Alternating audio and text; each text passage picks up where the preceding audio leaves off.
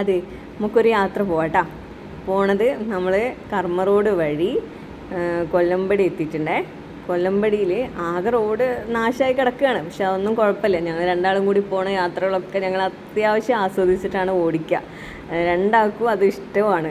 പക്ഷെ നല്ലോണം തല്ലും കൂടുട്ടാ. അങ്ങനെ എത്തിയിട്ടുള്ളത് ആ കാണുന്നത് എൻ്റെ വീടാണ്. ആ നിൽക്കുന്നത് എൻ്റെ അമ്മ.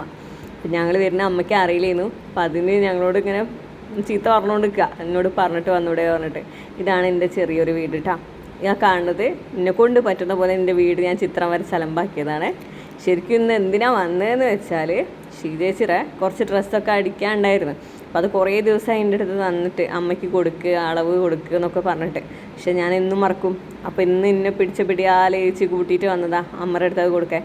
അമ്മ ഈ പണി നടത്തട്ടെ. അതിനിടയിൽ ഞാൻ പോയിട്ട് എനിക്ക് വല്ലതും എൻ്റെ അമ്മ അടിച്ച് വെച്ചിട്ടുണ്ടോന്ന് തിരഞ്ഞു നോക്കിയിട്ടാ. പക്ഷെ ഒന്നും കിട്ടിയില്ല. അമ്മ ഒന്നും അടിച്ച് വെച്ചിട്ടില്ല. കുഴപ്പമില്ല, അമ്മ എന്തെങ്കിലും ഒരു ചെറിയൊരു കഷ്ണം കിട്ടിയാലടക്കം അടിച്ച് വെക്കാറുണ്ട്.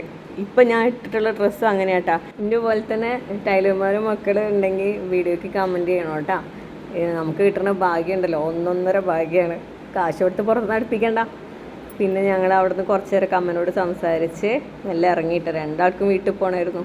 വീടിൻ്റെ മുറ്റത്തൊക്കെ ചളിയായ കാരണം അജിതേശ്വര വീടിൻ്റെ മുറ്റത്ത് വണ്ടി വെച്ചിട്ടാണ് ഞങ്ങൾ പോയിട്ടുണ്ടായിരുന്നു. അങ്ങനെ ഞങ്ങൾ തിരിച്ച് പോരുമ്പോൾ അമ്മ അത് നോക്കിയിട്ട് വീടിൻ്റെ ഫ്രണ്ടിൽ നിൽക്കുന്നതായിട്ടാണ് കാണുന്നത്.